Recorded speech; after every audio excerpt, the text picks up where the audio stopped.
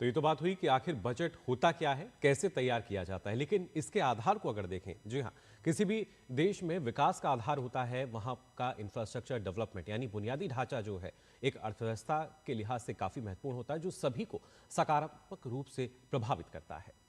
बिल्कुल, और इसी के साथ अगर हम देखें तो केंद्रीय वित्त मंत्री निर्मला सीतारमण अपना जब बजट पेश करेंगी तो देश ये देखना चाहेगा कि बुनियादी ढांचे पर सरकार का कितना बड़ा फोकस है। इस रिपोर्ट के माध्यम से समझते हैं।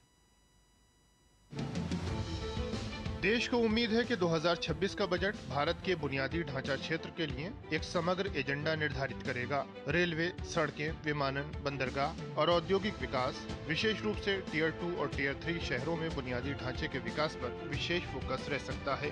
पिछली बार केंद्रीय बजट 2025-26 में बुनियादी ढांचे के लिए 11,21,000 करोड़ रुपए कैपिटल एक्सपेंडिचर का प्रावधान किया गया।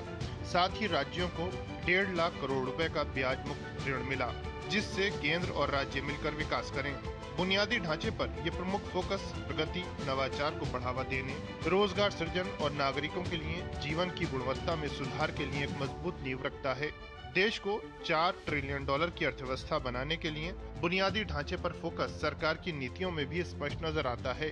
किसी भी अर्थव्यवस्था में निवेश करने से पहले निवेशक बुनियादी ढांचे के विकास को एक अहम पैमाने के तौर पर देखते हैं। ताजा आंकड़ों में बुनियादी ढांचे पर सरकार का कुल खर्च जीडीपी का 3.1% तक पहुंच चुका है।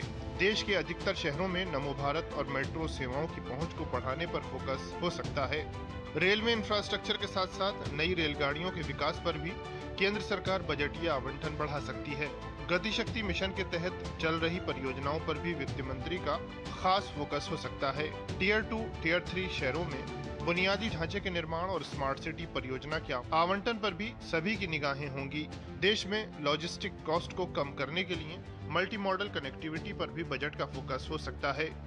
विश्व बैंक रिपोर्ट के मुताबिक भारत सरकार को शहरों में बुनियादी ढांचे के विकास के लिए अगले कुछ सालों में 7 लाख करोड़ रुपए निवेश करने की जरूरत होगी। उम्मीद है कि शहरी विकास की परियोजनाओं और सार्वजनिक परिवहन के लिए वित्त मंत्री अतिरिक्त फंड की व्यवस्था कर सकती हैं। Bureau report, DD news.